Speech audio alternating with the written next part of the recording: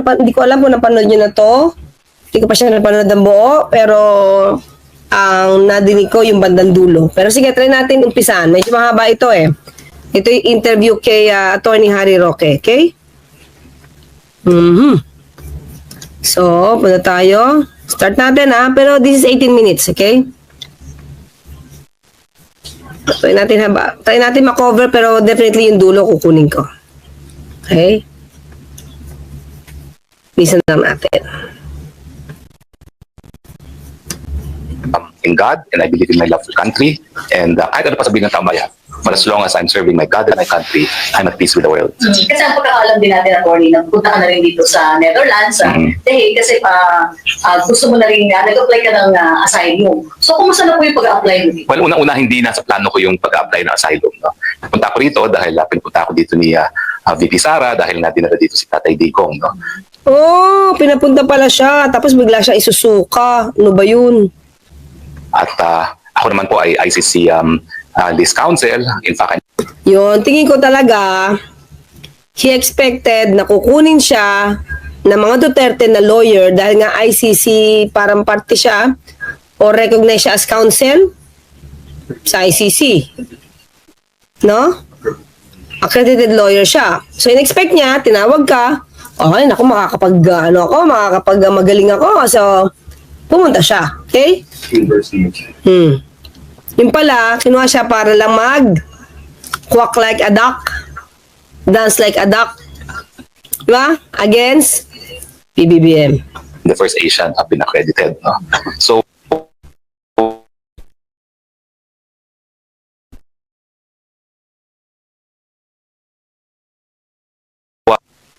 passport sa UP College of Law, naipakansela nila ang aking passport. Kaya naman nagdesisyon ako na huwag nang antayin yon at mag-apply na ng asylum dahil kapag ako naman ay nakansel ang passport, magiging undocumented alien ako and subject to summary deportation. Yung mga panahon na yon, meron na akong warrant of arrest na in-issue ng Kongreso na alam mo naman, di gaya ng mga warrant of arrest ng Yes, Carmelito Quintana, kasi may mga kasinungalingan siya dito na dapat nating ituwid. Kasi ang mga kasinungalingan, pag hindi na itutuwid, mukhang magiging totoo sa pantinig na ibang tao. hukuman, walang taning yun hanggang katapusan ng Kongreso. At tingnan mo nga nangyari doon sa isang koronel, no? Talagang nakulong siya ng buwan hanggang matapos ang 19th Congress. Ayoko naman malungkot na kapalaran. Sa totoo lang, no, nakita lang namin sila for 1 day and a half matapos ng Pasko sa Japan, no? At mula noon ako mismo, hindi ko na sila nakikita. Now, inaasahan ko sana na magtatagpo kami muli ng aking misis at ng anak ko. Pero ang misis ko, 2 buwan nag-apply para makakuha ng appointment sa Dutch Embassy para sa visa. 1 buwan nagantay para makuha ang visa. Nabigyan ng visa. Sasabi ko pa nga, ang galing mo, 2 years ng visa.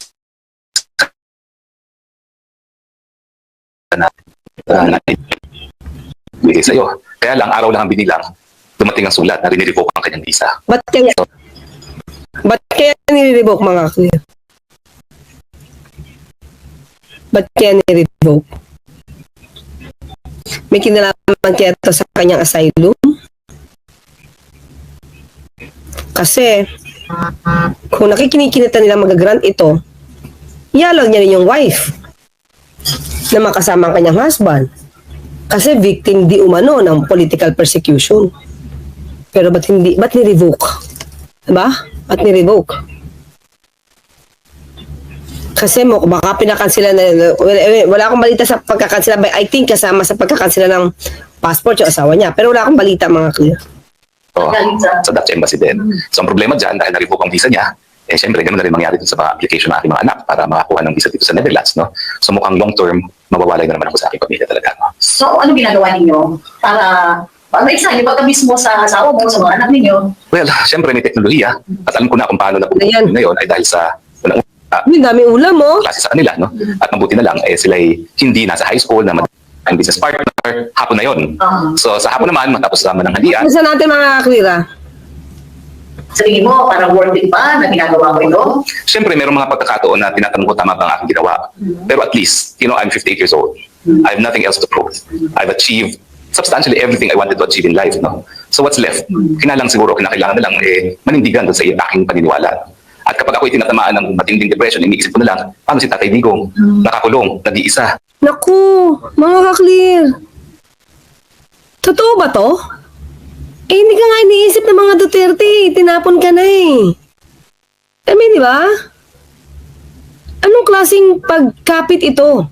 Kaya sabi ko, katulad sinabi ko sa inyo kahapon, ang pagkapit ito sa Duterte, tingin ko, mas siya ang nangangailangan. Kaya siya tinataboy. Kasi fugitive ka eh. Diba? Sabi nga ni Kaufman, fugitive ka. Hindi ka kailangan sa defense team. So, bakit kailangan niya pang palabasin na siya ay para kay Duterte? Kahit sinisipa siya, kailangan niyang paratingin sa Dutch government na ako ay Duterte ally. At dahil ako'y Duterte ally at ako'y naninindigan para sa hustisya, I have nothing to prove. Ako'y naninindigan lang sa aking stance para ipagtanggol ang mga Duterte. Kaya nila ako gustong ikulong sa Pilipinas. Yun lang yun. At mukhang nabasa yun ni Kaufman. At nabasa yun ni BP Sara. Kaya hindi niya na tinutulan ang sinabi ni Kaufman na you're out. Duterte does not need you. No, that the family Duterte doesn't need you. Go home. Go home to the Philippines. Go back to the Philippines. Ganon. Diba? At sinabi niya naman kasi sa kanyang vlog eh. Minsan sasama ang loob mo. Baka nga nadinig. Kaya, sige na, uwi ka na. Nag-bluff niya eh. Siya yung uno ng bluff. Minsan nga naiisip ko, di ba? Sabi niya, minsan nga naiisip ko, umuwi na lang sa Pilipinas eh. At harapin na lang eh. Oh, yung bluff mo,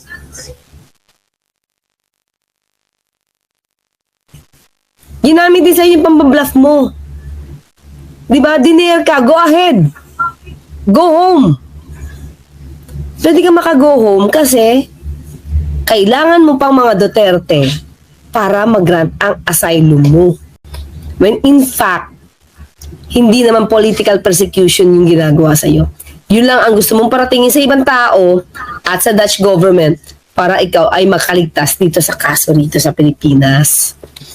Diba? Kaya ang tawag sa'yo ni Kaufman, fugitive.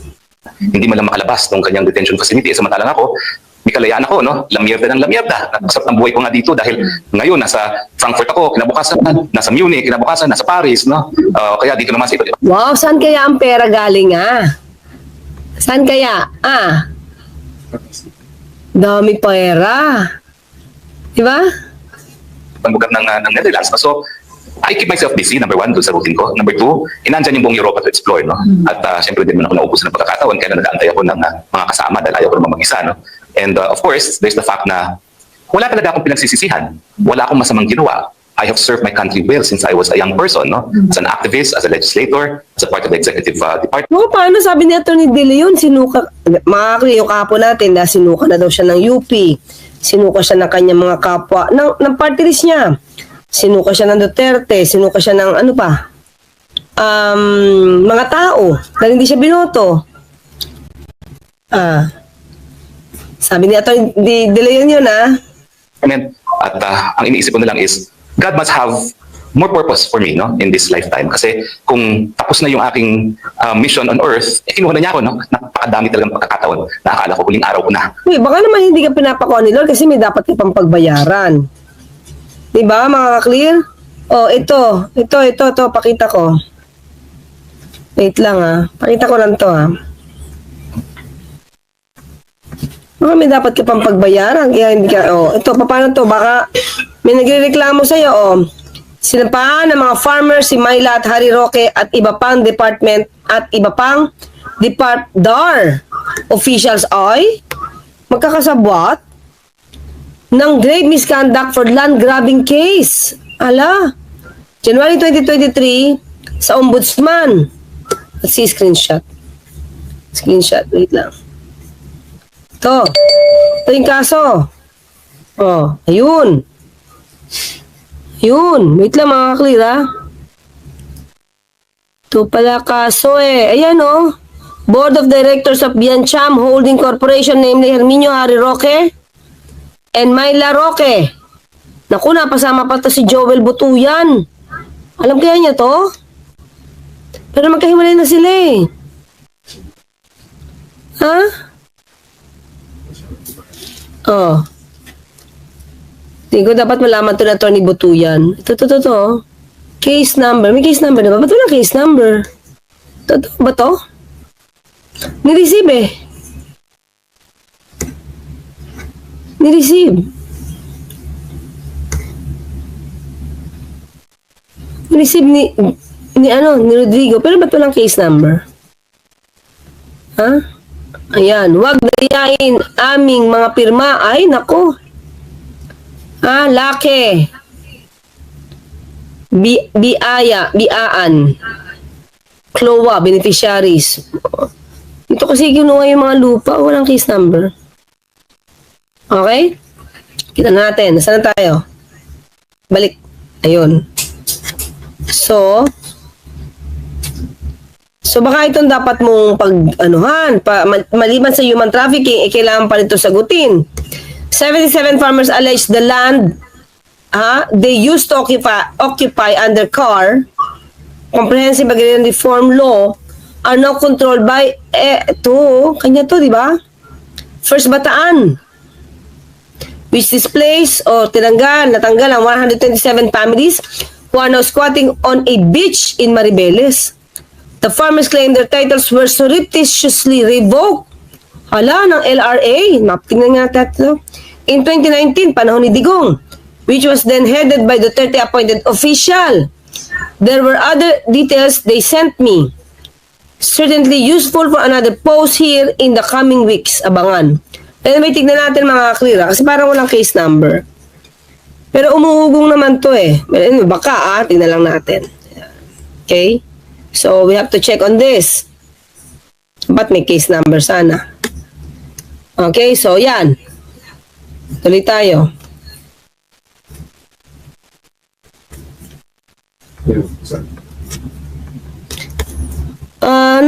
Using good evening. Based on logic of SC ruling, tama ba si PBBM was now under one bar rule due to dismissal or inaction of PBBM? Okay, wala. Tama ba na PBBM was now under one bar rule due to dismissal or inaction impeachment complaint filed by Cardema? Wait lang, hindi ko maintindihan yung question. Tama ba na PBBM was now under one bar rule? 1 year bar rule? Kung gano'n ang mangyayari. Hindi pa naman in-action ng isa. Hindi ko alam, magulo sila. Diba? Ngayon, wala pang final eh. Ano ba talaga? Diba? Tapos na sa 10 session days, wala pa yata ang 10 session days eh.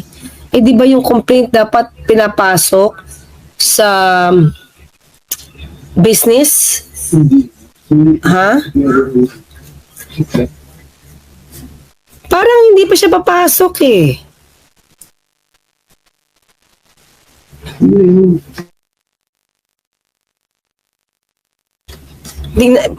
Well, anyway, kung pag-uusapan to at mananaig sa Supreme Court, papasok yan. Ganyan na metikuloso. Diba? Okay, tuloy tayo. Dito sa mundong ibabaw nito, pero narito pa rin ako. Oo. Pero meron ba pagkakataon na naginis mo Pilipinas? Super. Every minute, every second of the day, wika nga ng isang kanta. There's not a second or a minute of the day that I don't miss the Philippines. Alam mo, Rocky, 2 beses na ako nag-aral sa abroad, sa Amerika, sa Inglaterra. 2 beses na ako nakapagturo sa abroad, no, sa Amerika, sa Singapore. Pero sabi nga ni Professor Joke, no, aanhin mo yung talino kung wala ka na ang prinsipyo? Hindi ever pumasok sa isip ko na mag-migrate o mag-ibang bayan on a permanent basis. Sinasabi ko, Kaya lang, mga masyado na mahaba to. Dito na tayo pumunta ha. May dulo na tayo. Wait lang. napakadelikado at napakataas ng presyong ibinayad, pero nothing compared dun sa dinanas na aking mga ninuno na na-torture at nakulong. At kung di natin mamahalin Ang naiisip na yun, o ano yung parang na hindi naman namatay sa future mo na gagawin. Ang aming pangamba, pag hindi pa rin natutong leksyon ang mga Pilipino. Minsan na nating Dapat talaga tayo matuto ng leksyon, mga ka-clear. Huwag tayo maniniwala sa mga fake news peddlers katulad niya. Ha? Katulad ni Atty. Harry Roque, huwag natin siya paniniwalaan dahil fake news peddler siya. Sa kanya nagsimula yung AI-generated fake pulveron video. Ha? Tapos ano pa? Oh, di ba? Sinampahan siya ng disbarment ni Matibag. Ni Matibag dahil dyan sa fake na pulveron video na yan. Pangalawa, Tantoko. Police report. Fake. Yan ang learnings na dapat natin malaman. Layas at sinuka mga Marcos. O, sinuka daw mga Marcos, ha? Ikaw, sinuka ka ng mga Duterte. Di ba? Sinuka ka ni Kaufman. Pero nandiyan ka pa rin. Ibinalik pa rin natin. Alam ko, may kasalanan. Bakit naman hindi ibinalik? Di ba? Nung kayo nandiyan dyan, namamayagpag kayo. Uniteam. O, mga kaklir. Ano bang binalak nila? Sa totoo lang. Di ba? Anong pinlano nila? They will just allow PBBM to rule for 2 years. Tapos papa-impeach ang Marcos. Para mag-Gloria Macapagal 2.0. Si Duterte. VP Sara. Di ba? Hindi nyo kasi ganito yan. Bakit? Ano lang natin mga kakliram? Bakit kaya VP ang tinakbo ni VP Sara at hindi presidente? Samantalang sabi ng tatay niya dapat presidente siya, di ba? Bakit? Para pag vice-presidente siya, gagayahin niyo yung style ni Gloria, pwede niyang gayahin yung style ni Gloria, tanggal ang Marcos, impeach, tapos the following presidential election, she can still run. Like Gloria. Diba? O, ilang taon yun? So, kailan nila sinimulan? Sige, tingnan natin ha. Tingnan natin yung mga plano. Sige, tingnan natin. DND ang gusto niya, di ba? Bakit DND? National Defense, hawak ang militar. DND yun, mga kakir. Di ba? Armed Forces, hawak. Militar. So, para pag nag-people power, hawak niya sa leeg mga militar. Diba? Pwede. Tara natin. Bakit ang daming midnight appointees? Ni Digong. Kahit na papasok na si PBBM, walang respeto, di ba? Pero anong balak? May balak. Di ba? May balak yun. Sige. Bakit? Kailan nag-start na matanggal si Gloria sa position niya, sa House? Di ba? Doon nag-start ang away. Doon nag-start yung tambaluslos. Hindi naman doon sa 125 million eh. Nauna siyang magsabi about the may ambisyon ang isang tambaluslos. Kailan yun? Di ba? Tingnan ko lang mga 2023? 2023 yun. Ha? Gloria, teka lang. Anong year yun? Wait. Anong position yun? Was removed. Natin ha. Ano year to? Nag-start na sila dito eh. Okay? Ayan na. November 7, 2023. So, tandaan natin. Diba? Kailan ilang taon lang natanggal si Erap?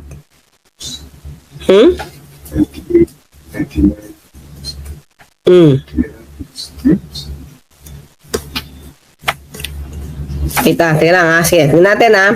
Na-demote, Arroyo was replaced as Deputy Speaker for not signing. November 7 siya natanggal. Wait lang mga tingnan natin. Research ko lang to. Ha?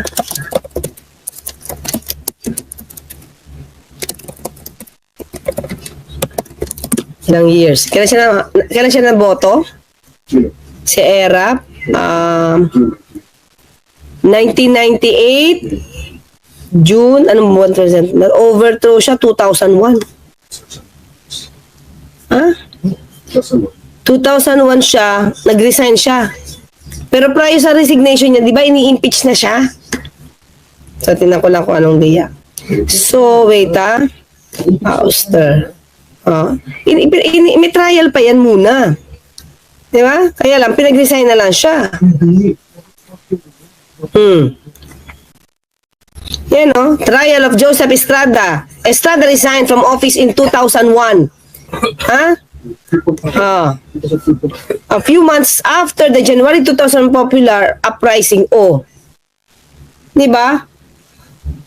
That ousted Estrada, the Philippine Ombudsman filed 2 charges at the Sandigan Bayan. Okay. So 2001 siya na-oust, natanggal siya. 2001. Kaya siya naging presidente? 1998. June. Di ba? Halos the same. June 1998. Nakisang taon na siya. The following year, sinimula na siya. 2001 siya natanggal eh. Di ba? Same. So, mga ka-clear, si Pangulo 2022, 2023, nagkakaroon na ng hindi okay. Na-demote si GMA May 2023. GMA demoted as House wait. The leadership of the ito pakita ko sa inyo.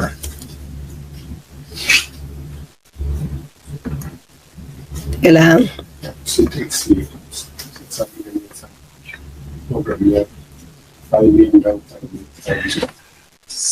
Tapos, may nadinig daw may nagbubulong sa atin dito. May nagsasabi na si Trixie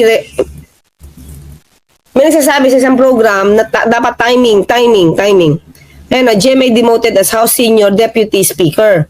That's May 19, 2023. Okay? Bakit? Parang gusto yatang maging speaker. At the time. Tanggal siya. That's 2023. Tama, di ba? Wala pa isang taon to. Trying na.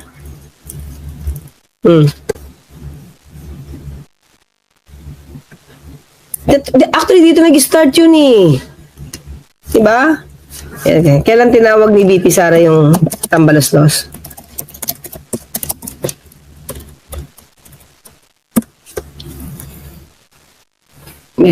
Natin. Sino ang tinutukoy? May 21, 2023. Sino ang tinutukoy ni VP Sara na Tambaloslos? That's May 21, 2023. Diba? Hindi naman to sa hindi naman nag-start siya sa 125. Mukha kasi may sinisimulan sila. Parang may niluluto sila. Diba? So, tuloy tayo. So, diba? Tuloy tayo kay Roque So, diba? So, may kasalanan siya kasi mukhang, ba't hindi ko nakalagay ito? Ba't wala? Oops, ba't wala? Wait lang, sorry. Yun. Ulit. Diba? Ba't kasalanan din niya at sumali siya sa unit team? Alam ko, may kasalanan din ako dyan. At pati ako, sumaki dyan sa unit na yan. Pero siguro naman, matapos ang pangalawang Marcos, matuto na kayo. Yung Kayo ba? Matapos ang isang Duterte, di ba kayo matututo? Tapos yung dugong yan, talagang parang hindi lang dugong magnanakaw, hindi lang dugong lumalabag sa karapatang pantao, may dugo rin sila na pinipita talaga nila yung soberenyang Pilipinas. Ulit na. Hindi lang dugong magnanakaw, hindi lang dugong Marcos. Yan. At pati ako, sumaki dyan sa unity na yan. Pero siguro naman, matapos ang pangalawang Marcos, matuto na kayo. Yung Marcos, yung dugong yan, talagang parang hindi lang dugong magnanakaw, Okay, mga kaklira, pinagbibintangan niya si PBBM na may dugong magnanakaw. Okay? Pero sino ba ang umamin? Ulitin natin to, ha? Ulitin natin to, ha? Baka hindi mo to nadinig. Hindi mo to nadinig. Ha? Uulit-ulitin natin to para madinig niya Tony Harry Roque. I hate corruption. Hindi ako nagmamakalinis. Marami rin akong nanakaw pero naubos na. Oh. Sino ang may dugong magnanakaw? Sino ngayon ang kino-question about confidential funds? Diba? Sino ngayon ang nako-COA flag dahil hindi man lang, hindi man lang mai-account yung DepEd na funds. 12.3 billion. Bakit? Kasi laging walang dokumento. Laging halos walang report. Oh, ano nangyari doon sa pagkain? Magkano yung 5 billion worth na pagkain para sa mga estudyante? Nasaan ni nawawalang mga milk? Oh, mga kaklir, Ayan, maliban dyan, Okay. Ito. Ulit. Marami na, Mga...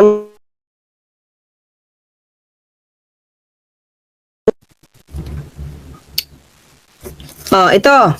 Ito, mas mataas ito. Nananakaw dito, mga kaklir. Oh. Mukhang na ano lang agad. Na diskubre. Sige. Sino ang may dugong magnanakaw? Okay, sige. O, ayan. DepEd in March already recovered 65 million from 54 private schools removed from the school because of the ghost students. Anahon. Ito pa pala, Ito pa. Bagong-bago. Yung natanong ko sa POSONA. DepEd estimates over 100 million recoverable from schools in voucher fraud. Ghost students, mga kaklir. Ghost students. Hindi lang pala 65 million, But the actual total of the refunded claims could be worth over 100 million. Saan nyo dadalhin to, VP Sara? Kung hindi pa na-discover ni Secretary Angara. Diba? 100 million. Sinong may lahing magnanakaw? Sino? Diba? Ang lakas ng loob. Nagkakalat talaga ng kwento itong fake news na peddler na to. Kaya sabi ko, hindi pwedeng hindi ito take up. Dahil pag hindi ito take up, iisipin ng tao, totoo to, pag hindi ito kinounter. Alam mo, okay, sige, explain mo na lang, saan mo kinuha yung 36 million na didonate mo kay VP Sara nung panahon ng eleksyon? Saan mo kinuha yun? Ikaw na nagrereklamo na wala kang pondo kaya ka natalo, bakit kailangan ibigay mo yung 36 million kay VP Sara? Totoo bang galing sa iyo yun? Yun lang O paano mo ma-explain yung 15 million na hinahanap sa DepEd pero ang ginawa ni Atty. Powa, kumuha siya ng certificate sa AFP para sa Youth Summit. Nasaan ang 15 million? Saan nyo ginastos yung 15 million? So, sino may lahi magnanakaw? Diba? Yung panlaland grab, di umano. Nasaan yung lupa? Diba? hindi lang ito kung lumalabas sa karapatang pantao, may dugo rin sila na dilibate na talaga nila yung soberanyang Pilipinas. Sabi niya, bagala natin ng konti, Sige. Tayo. Lang ito kung lumalabas sa karapatang pantao. Lumalabag. May dugo daw na lumalabag sa karapatang pantao. Sino ba ngayon ang nakademanda sa pagpatay? Crimes against humanity, pumatay ng maraming Pilipino Sinong lumalabag sa karapatang pantao? Ha? Sige, ito. Ito human rights lawyer pa naman to. Nakalimutan na kung sino talaga.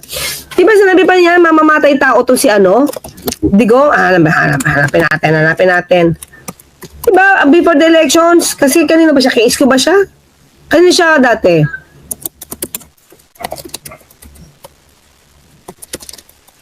Saan yun? Di ba? May sinabi siya, do not vote na mga killer. Ito. Nandito ka pala. Sige. Wait lang ha. Wait lang.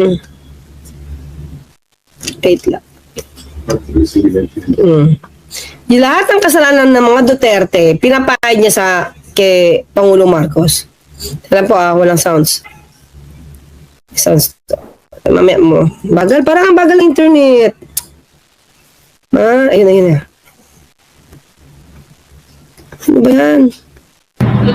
Okay.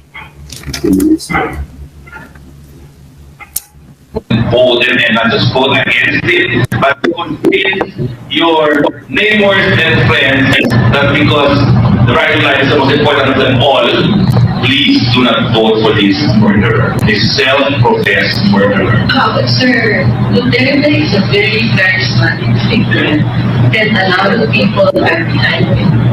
But Hitler was charismatic, and so was Marcos. And a lot of people are behind him. But Hitler was charismatic, and so was Marcos. Please, Diba? I want you to go out and vote and not just vote against it, but convince. Tignan, basahin ko nga mga kalin. Masyado malabo. Wait, basahin natin ha.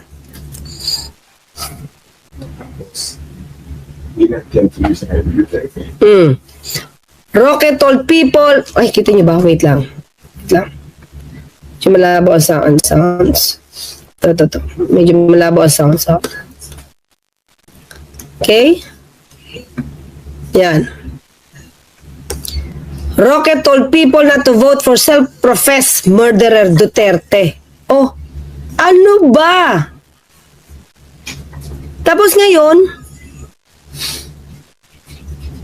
ano ka dyan? Sip-sip na sip-sip ka? Please, I want you to go out and not just vote against him, but convince your neighbors and friends that because the right to life is the most important of them all, please do not vote for this murderer. This self-professed murderer.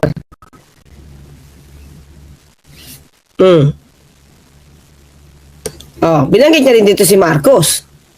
Pero, sino ngayon ang nakademanda? At dinimanda sa ICC? Diba? Diba? At sinong Marcos tong sinasabi niya?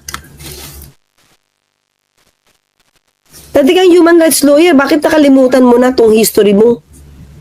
Na sinabi mong wag bumoto. Diba? Kaya fake news peddler talaga to eh.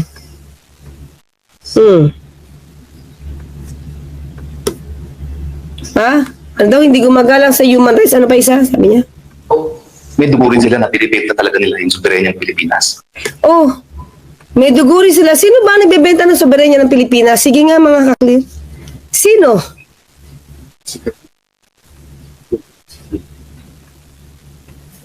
Bakit wait lang, hindi ko makita yung mga comments nyo, mga kaklir. Bakit? Ayun na. Yun. Okay. Diba, sino ba nagbebenta ng soberanya? Sino ba yung ayaw ipaglaban yung kahit yung katiting natin na sandbar? Sino yung nagpatanggal dyan ng structure sa sandbar? Hindi ba si dating Pangulong Duterte? Nung sinabi ng China, huwag kang maglagay sa sandbar. Atin yun ha. Ano sabi ni Justice Antonio Carpio? Ipaglaban mo yung sandbar. Ano sabi ni dating Pangulong Duterte? Why should I defend a sandbar? At hinayaan niya mga kaklir ang Chinese vessels magbantay sa ating sandbar. Ito, mga kaklira, wait lang, pibigay ko sa inyo to ha. Ito ba? Ang nagbebenta ng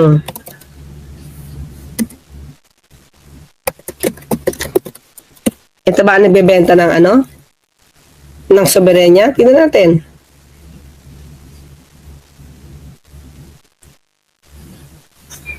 Kailangan mga klira. Wait, may papakita ko sa inyo video.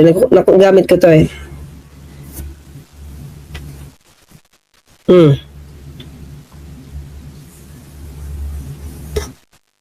Ito. Pakita ko to sa inyo. Ito ba nagbebenta ng sandbar? Wala na naman sound. Wait lang ha, mga klira. Parang bagal na yung internet ko. Wait lang po. Kita nyo naman Dati di ba naglagay ng floating barriers ang China? Diba? Hindi makapasok ang mga mangingisda natin. So, anong ginawa ng Pangulo? Anong ginawa niya?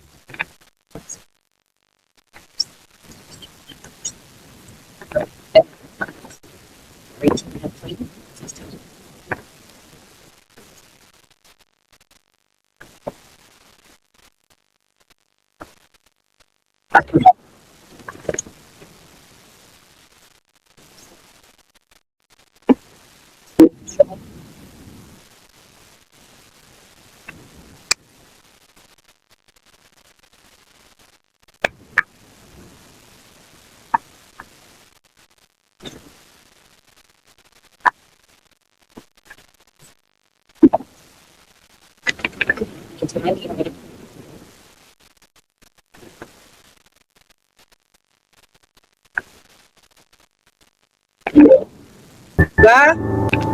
So, yan. Diba? President. Yan ba nagbebenta ng soberenya natin? O eto. Ha? Wait lang.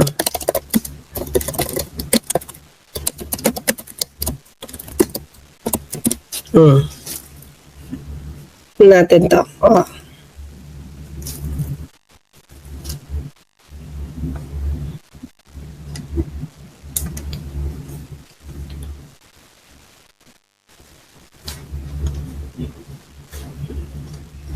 Wait lang po.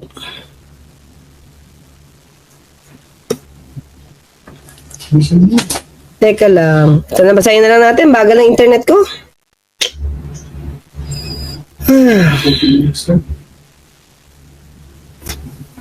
Bagal. Yan. Sige, ito na lang.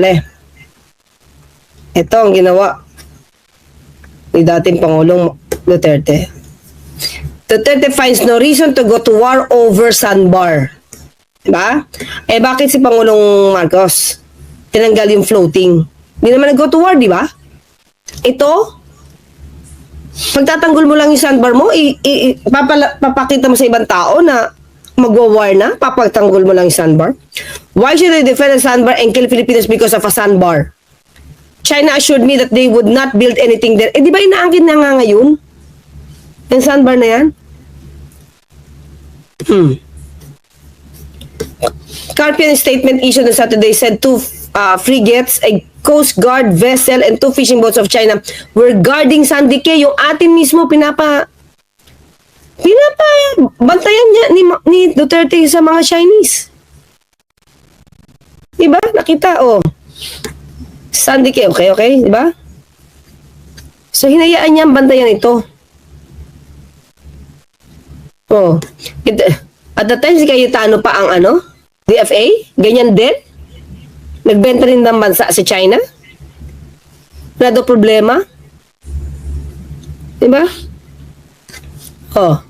Ayan The president also said that Manila had reached a modus vivendi with Beijing, and this included the understanding that China would not build new structure in the area. Atin naman yun eh.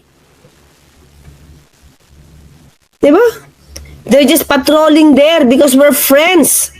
Ayan pinapapatrol niya sa Chinese yung Sandy Cay natin.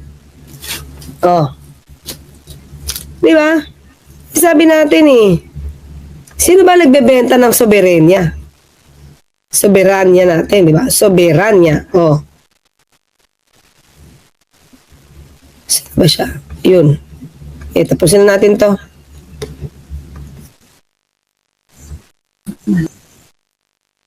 Hindi pa rin tayo natuto na wala ng lugar ang mga Marcos sa ating bayan. Uulit at uulit na naman ang kasaysayan at wala nang tapos ang pagiging kawawa ng mga Pilipino. Ay, nako. So, yan lang mga kaklir. Lahat ng kasalanan ng Duterte, pinahid niya kay Pangulong Marcos Jr. Hindi, human rights? Di ba kung human rights lang din yung pag-uusapan natin mga kaklir? Di ba? Baka matagal ka ng... Di ba? Lahat ng sinasabi niyo Lahat ng sinasabi niyo kasinungalingan. Dinimanda ba kayo? Diba? Kaya ang lakas ng loob nyo magsalita ng kasinungalingan, pati si VP Sara, source of fake news, kasi hindi kayo pinapatulan. Si dating Pangulong Duterte, anong pinasara? Rappler, pinahirapan, ABS, Inquirer, sino pa? Diba? Lahat ng kumakalaban sa kanya,